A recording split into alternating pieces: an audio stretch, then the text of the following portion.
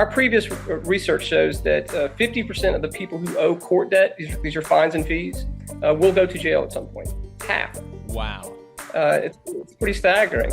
Which side are you on? Which side are you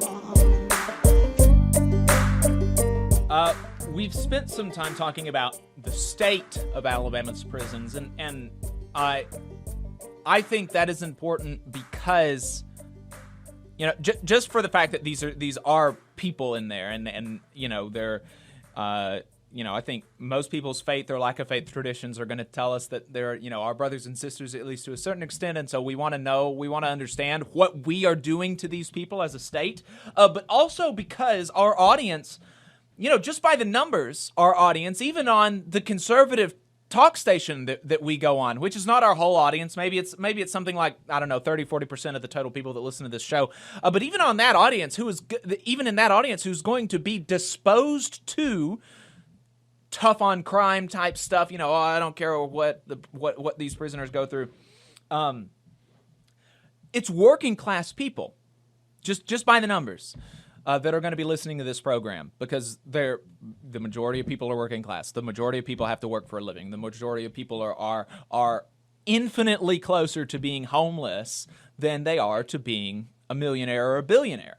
And working class folks that are not rich, are so much more likely to have to endure these conditions than a rich person. And you've been pointing out multiple instances of folks being arrested just because they couldn't pay fines. And I was under the impression that debtors' prisons were unconstitutional. But from your reporting, it seems like to a certain extent they're alive and well in Alabama. Yeah. People are surprised to hear that, but it happens in municipal courts every day. And so what's going on is, and I'm sure you've heard about the Brookside situation, but our previous research shows that 50% of the people who owe court debt, these are fines and fees, will go to jail at some point. Half. Wow.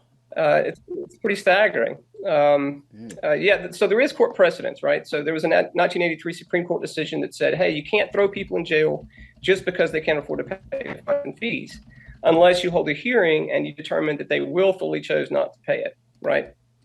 But they didn't really define what willfully was. And so judges are out here going, well, you got a nice car, you know, you got a cell phone, right? Why didn't you pay this? And instead of allowing them to or work it off, they're having them arrested. There was a lawsuit in 2015 by Southern Poverty Law Center that alleged that Alexander City ran a modern-day debtors prison, right? They were jailing folks, giving them $20 a day to pay off that debt. The city wasn't getting any of that money, right? They were paying to house them, to jail them. But the city eventually settled and agreed to pay $680,000 to like 190 people who they had arrested.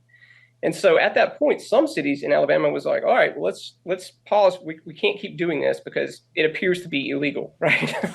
And I know I was sat in one court recently that they don't do that anymore, right? They have checks. They check on a person's actual ability to pay. They ask them questions.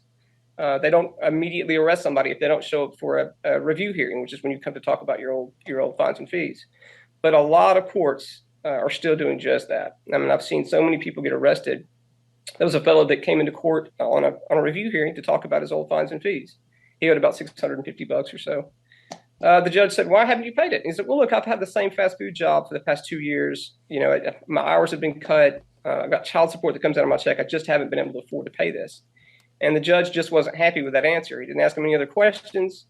He just had him arrested and sent him to jail for 12 days. And the guy's like, "Now I'm going to lose my job? Really?" Right. So that, you know, that's how am I going to pay ever? Right. So it makes no sense, and it happens in courts all over. That's what I'm going to be focusing on this year, is looking at fines and fees and how it intersects with people who just can't afford to pay these things. There's a great documentary by JohnArchibaldNail.com called Pulled Over, Pulled Under, which highlights the story of Callie Greer, who's a wonderful woman who works with us at Appleseed, and her 2 daughters who were arrested multiple times simply because they could not afford to pay these enormous, sometimes very enormous court fines and fees. I've seen a ticket. This fellow came in and he had a ticket for running a red light. I think it was a $50 ticket. The court fine was $380. So what's going on? We're financing our courts and our state governments and our local governments on the backs of the poorest people in our communities. And when they can't pay, they get into a cycle of arrests, re-arrests, re-tickets, more court fines, more court fees, and it just never seems to go away. It sinks these families, and it sinks their friends and families who have to pay these court debts to get them out of jail. Right. And isn't there something like that you have to pay some sort of personnel fee or something when you're on probation? Maybe that's another state. I can't.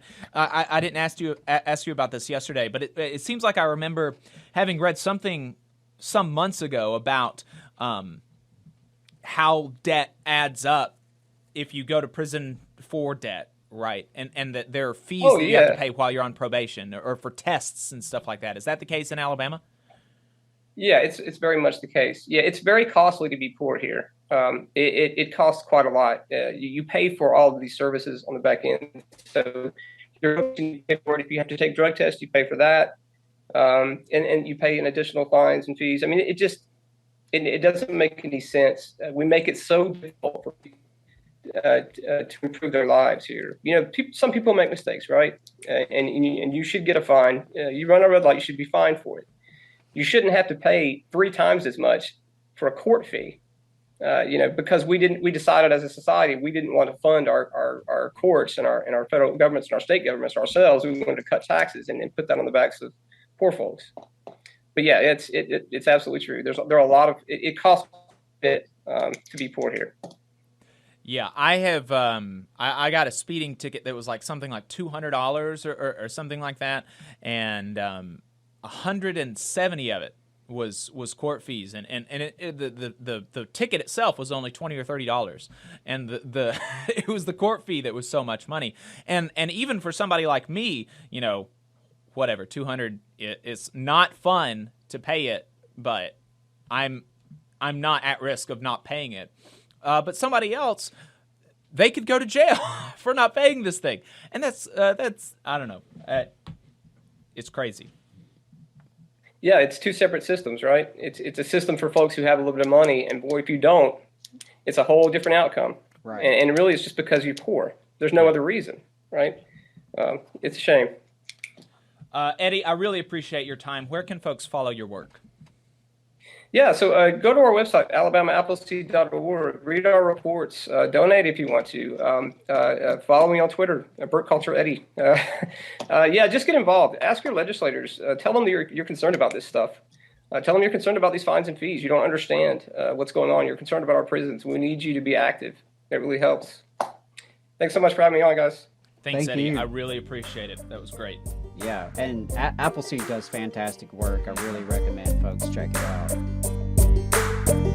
You just saw a clip from the Valley Labor Report. We are live every Saturday morning from 9:30 a.m. till 12:30 p.m. And we pride ourselves on keeping all of our content free to everybody so that we can talk to as many working folks as possible. If you support the work that we're doing, you think that it's important, you think that it's good, then consider making a monthly contribution to the project, and you can do that on our website, tvlr.fm.